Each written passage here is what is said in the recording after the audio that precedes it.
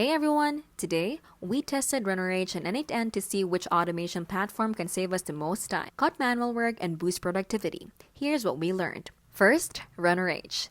Built with a focus on lead generation and outreach automation, it helps us find verified leads, automate cold calls, and manage campaigns in one place. It's perfect if you want sales-focused automation without building workflows from scratch. Next, n8n. A fully customizable workflow automation tool.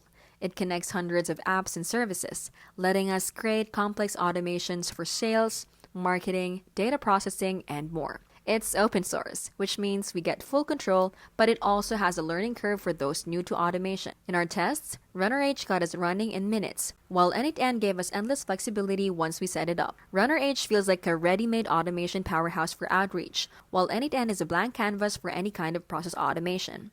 So which should we choose? RunnerH for fast, sales-focused automation that works right out of the box. n8n for custom, flexible workflows that fit unique business needs. Both are powerful. The choice depends on whether we want speed or complete control. This has been How to Literally, where we keep things smart and simple and scam-free.